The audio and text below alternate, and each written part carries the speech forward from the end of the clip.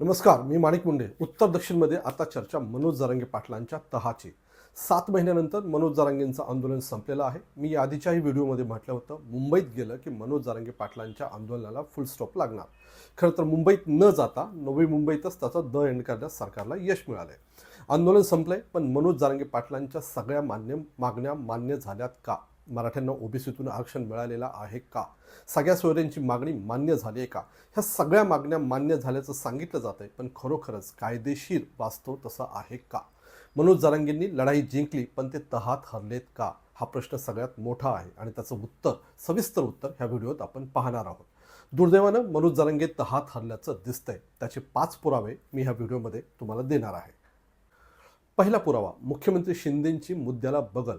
एकनाथ शिंदे हे नवी मुंबईत आले, हार सत्कार स्वीकारला, जरांगेंच्या हातात हात दिला, पण त्यात मला कुठेही ओलावा दिसला नाही. उलट माईकवर जो माणूस घोषणाबाजी करत होता किंवा सूत्रसंचालन करत होता, तो मात्र पक्का शिंदेंचा होता, एवढं मात्र मला खात्रीलायक कळालं. त्यानं पूर्ण श्रेय एकनाथ शिंदेंना देण्याचा प्रयत्न केला. मनोज जरांगेंचं नाव कामापुरतं ठेवलं. खुद्द एकनाथ शिंदेंचं जे भाषण झालं तेही महत्त्वाचं आहे. त्यात ते मनोज जरांगेंच्या एका मागणीवर सरकारनं काय काम केलं हे सांगणं अपेक्षित होतं. त्याला त्यांनी रीतसर बगल दिल्याचं दिसतंय. त्यांच्या भाषणात शिंदेंनी सगळे सोयरे हा शब्दसुद्धा उच्चारला नाही. सरसकट हा शब्दही घेतला नाही. उलट ते इथे येऊनही म्हणाले, मराठा समाजाला आरक्षण मिळेपर्यंत ओबीसीच्या सर्व सोयीसुविधा दिल्या जातील. पण मग यात नवीन काय होतं? महाराष्ट्रात मराठ्यांच्या 57 लाख कुणबी नोंदी सापडल्याचा दावा जरांगे करतायत. त्याचा उल्लेखही शिंदेंनी भाषणात केला नाही. शब्दसुद्धा उच्चारला नाही. एक कागद जो मनोज जरांगेंच्या हातात ठेवला गेला, त्यात काय होतं काय नाही कुणालाही माहिती नाही. मुख्यमंत्र्यांनी एका मागणीवर सविस्तर उत्तर देणं अपेक्षित होतं, तसं झालेलं नाही. त्यामुळे मराठा आरक्षणाचा मुद्दा सुटला की वाढला. बरं, जरांगे पाटलांनाही सरकारबद्दल विश्वास नसावा म्हणून तर ते पुन्हा सांगत होते की सरकारनं दिलेला शब्द पाळावा. कायद्यानं एखादी गोष्ट पक्की झाली असेल असं तुम्ही जर म्हणता, तर मग शब्द पाळा म्हणण्याची गरज काय? असं दिसतंय की मनोज जरांगे पाटील ह्या तहामध्ये हारलेले आहेत. दुसरा पुरावा, दोन्ही उपमुख्यमंत्री गायब का? हे तर तुम्हाला मान्य करावं लागेल की महाराष्ट्रात भलेही मुख्यमंत्री म्हणून एकनाथ शिंदे असतील, पण नेते म्हणून फडणवीस आणि अजित पवार हे दोन्ही नेते वरचे आहेत. त्यांची प्रशासनावरची पकड, अनुभव हा शिंदेंपेक्षा दांडगा आहे. त्यामुळेच एवढा मोठा निर्णय होत असताना अजित पवार आणि देवेंद्र फडणवीस उपस्थित का नव्हते? ते दोघेही आले असते तर मनोज जरांगेंना ते चाललं नसतं का? ते आले नाहीत याचा अर्थ नेमका काय समजायचा? एक लढाई आहे, त्याचा निकाल लागलेला आहे, त्याच्या तहाच्या अटी शर्ती लागू करायच्यात किंवा ठरवायच्या आहेत. अशा वेळेस फडणवीस आणि अजित पवारांचं गायब असतं नेमकं काय सांगतं? तुम्ही एकनाथ शिंदे यांचं ट्विटर हँडल बघा. कुठेही त्यावर त्यांनी नेमक्या कुठल्या अटी मान्य झाल्यात नाही झाल्यात याबद्दल गेल्या 2 दिवसात काहीही टाकलेलं नाही. एवढंच काय, CMOचं जे ट्विटर हँडल आहे तिथेही अशी कुठलीही माहिती नाही. जो एखादा फोटो किंवा 4 ओळी दिसतात त्यात ना फडणवीस आहेत ना अजित पवार. जाऊ द्या, अहो 4 कॅबिनेटचे मंत्री एकत्र बसलेत आणि त्यांनी काही निर्णय घेतलाय असं काहीही दिसत नाही आहे. तुम्ही अण्णा हजारेंचं दिल्लीतलं आंदोलन आठवून बघा. तत्कालीन मनमोहन सिंग सरकार ते अण्णा यांच्यात काय घडामोडी चालू होत्या तुम्ही आठवून बघा. गेल्या 2 दिवसात तुम्हाला मुंबईत असं काही घडल्याचा एक पुरावा दाखवा. एक पुरावा तुमच्याकडे आहे का? बरं, एवढा मोठा निर्णय झाला तर मग फडणवीस, अजित पवार किंवा त्यांच्या पक्षाला त्याचा फायदा घ्यावासा वाटत नसेल काय? उलट असं खरोखरच घडलेलं असतं तर हे दोन्ही नेते शिंदेंच्या आधी तिथं हारतुरे घेऊन उभे नसते का? म्हणूनच जरांगे पाटील तहात हरल्याची साशंकता दाट येते. मनोज जरांगे पाटलांची बंद दाराआड चर्चा. मनोज जरांगे पाटलांचा USP होता पारदर्शकता. अंतरवाली सराटीत त्यांना जे कोणी भेटायला आले, मग ते नेते असोत, सरकारचं शिष्टमंडळ असो की आणखी कोणी अधिकारी असो, त्या सर्वांसोबत मनोज जरांगे पाटलांनी पब्लिकमध्ये चर्चा केली. जरांगे व्यासपीठावर असायचे, समोर प्रेसवाले असायचे, लोकांनीही गर्दी केलेली असायची. ज्या काही वाटाघाटी होत आहेत त्या सगळ्यांसमोर व्हायच्या. महाराष्ट्र त्याला लाईव्ह बघायचा. हा पट्ट्या कुणालाच मॅनेज होत नाही, होणार नाही असं ते म्हणायचे. वाटाघाटीतल्या पारदर्शकतेमुळे ते खरंही वाटायचं. पण नवी मुंबईतल्या वाटाघाटीत असं घडलं का? त्याचं उत्तर नाही असं आहे. नवी मुंबईत जरांगेंचा मोर्चा आला. त्यानंतर काल सकाळी टीव्हीवर प्रजासत्ताकाचं प्रक्षेपण सुरू असताना बातमी आली की मराठा आरक्षणावरचा तोडगा निघालेला आहे. जरांगे आणि सरकारचे अधिकारी यांच्यात चर्चा झाली आणि एकमत झाले. पण हे कधी झालं, कुठं झालं, त्यांच्यात चर्चा कशी झाली? भांगे नावाचे सचिव आले तर ते नेमकं कुठल्या मार्गाने आले, कसे गेले हे तुम्ही पाहिलं का? जरांगे पाटलांनी छोट्या मोठ्या दुरुस्त्या लोकांसमोर केल्या, मग मुख्य मागण्यावर सहमती बंद दाराआड का केल्या?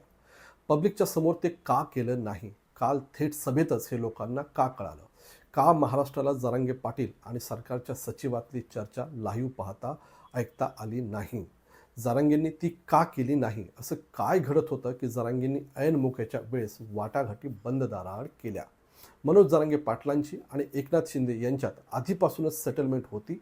मनोज जरांगेंच्या पाटलांच्या भाषणात कालचं जे भाषण आहे ते आणि आजचं दोघांचे भाषण नीट ऐका, पहा, तुमची खात्री पटेल.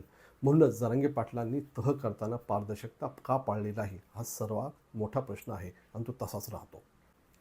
चौथा पुरावा, वाटाघाटी करायला अधिकारी का, मंत्री का नाही?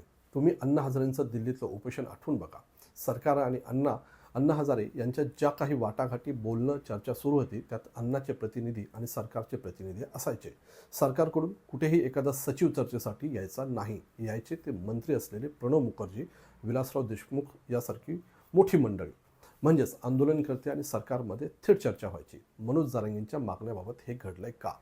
मुख्यमंत्री आपण बाजूला ठेवूया, पण त्यानंतरचे त्यांचे मंत्रिमंडळातले सर्वात 5 सिनियर मंत्री आहेत ज्यांचा प्रोटोकॉल आहे. मग त्यात खुद्द अजित पवार आहेत, फडणवीस आहेत, विखे पाटील आहेत, खुद्द छगन भुजबळ आहेत. यांच्यापैकी तुम्ही कुणीतरी कधीतरी किंवा काल चर्चेला आलेलं पाहिलं का? मग कसं मानायचं की मनोज जरांगे पाटलांच्या मागण्या मान्य केल्यात आणि त्याला कायदेशीर आधार आहे? त्या कायद्याच्या कसोटीवर टिकतील हे कसं मानायचं? बरं, हेही सोडूया. ज्या सचिवांसोबत जरांगे पाटलांनी वाटाघाटी केल्या ते सुमंत भांगे हे काही मुख्य सचिव नाहीत. ते फक्त एका विभागाचा कार्यभार सांभाळतात. एवढा मोठा निर्णय होत असताना मुख्य सचिव चित्रात का नाहीत? बरं, सचिवांचेही जाऊ द्या. जरांगेंसोबत चर्चा करण्यासाठी आत्तापर्यंत सरकारनं किती नेत्यांना पाठवावं? गिरीश महाजन, खोतकर, भुमरे, बच्चू कडू, मंगेश चुटे अशी एक मोठी लिस्ट आहे. पण मग चर्चेतलं शिष्टमंडळ असं वाटेल त्यावेळेस बदलता येतं का? आणि ते बदलावं का? कालपासून नवी मुंबईमध्ये ज्या वाटाघाटी झाल्या त्यातून महाजन, बच्चू कडू वगैरे मंडळी नेमकी गायब का झाली? पाचवा पुरावा, आकडेवारीचे पुरावे कुठे आहेत? ह्या सगळ्यात एक आकडा तुम्ही पुन्हा पुन्हा ऐकला आहे आणि तो आहे 57 लाख. अंतरवाली सराटीत असं सांगितलं गेलं की मराठ्यांच्या 54 लाख कुणबी नोंदी सापडलेल्या आहेत. काल जरांगे पाटील अचानक समोर आले आणि त्यांनी हा आकडा 57 लाख असल्याचं सांगितलं, तेही सचिवांच्या माहितीवर. जरांगे पाटील एकदम खुश दिसत होते.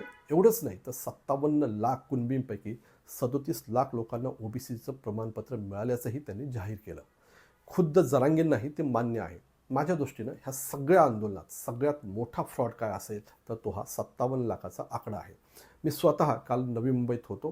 तिथं आमच्या परभणी, बीड, उस्मानाबादहून आलेल्या मंडळींना भेटलो. बहुतांश मंडळी मराठवाड्यातूनच आलेली होती.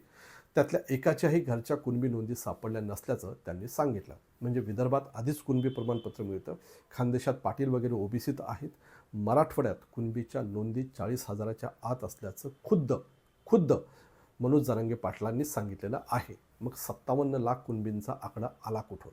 37 लाख लोकांना कुणबी प्रमाणपत्र वाटल्याचं सांगतायत, तर मग ते मिळालं नसल्याचे लोक तक्रार का करतायत?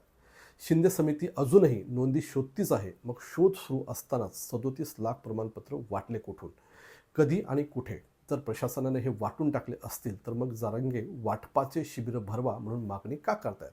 सरकारनं कुणबींच्या काही नोंदी ऑनलाईन केल्या, त्या तुम्ही बघा. तिथली अवस्था बघितल्यानंतर वाटतं का की 37 लाख प्रमाणपत्र वाटप झाले असतील? ह्या सगळ्यांचा डाटा कुठं आहे? खुद्द जरांगे का म्हणतायत की आता डाटा फिटा बघायचा नाही, फक्त माहिती घेऊ? प्रश्न भरपूर आहेत आणि ते संपत नाही आहेत. सगळ्या सोयऱ्यांची अट मान्य झाल्याचं जरांगे म्हणतायत. त्या अध्यादेशाचं कायद्यात रूपांतर होणं गरजेचं आहे. त्यावर सरकारनं हरकती मागवल्या, ते कायद्यात टिकणार नाही असं कायदा तज्ज्ञ आत्ता सांगायला सुरुवात करतायत. एवढंच नाही तर बॉन्ड दिला म्हणून जातीचं प्रमाणपत्र कसं काय मिळेल असा सवालही उरतोच की झालंय असं की जरांगे सरसकटच्या मागणीवरून थेट सगळ्या सोयऱ्यावर आले आणि त्यात पश्चिम महाराष्ट्रातल्या काहींना फायदा होईल असं दिसतंय. बिचारा मराठवाडा पुन्हा त्यांच्यावर अन्यायच झाला. मनोज जरांगेंनी जो सरकारसोबत तह केला त्यात मराठवाड्याच्या वाट्याला शिंदे समितीला दिलेली 2 महिन्यांची मुदतवाढ आली आहे. मला मनोज जरांगेंच्या प्रामाणिकतेबद्दल यत्किंचितही संशय नाही. उलट एवढा प्रामाणिक माणूस एखाद्या समाजाला अभावानेच मिळतो, पण ते तह करताना गाफील राहिल्याचं दिसतंय. तुम्हाला काय वाटतं तेही तुम्ही कमेंट बॉक्समध्ये नक्की सांगा. कारण प्रश्न फक्त मराठ्यांचा नाही तर मनोज जरांगेंसारख्या प्रामाणिक माणसाचाही आहे. आणि कदाचित तुमच्या कमेंट बॉक्समधनं हेही सरकारला कळेल, मनोज जरांगेंनाही कळेल की तुम्हाला खरोखर ओबीसीचं प्रमाणपत्र मिळतं आहे की नाही मिळत, कुणबीची नोंद तुमची सापडली आहे की नाही सापडली आहे.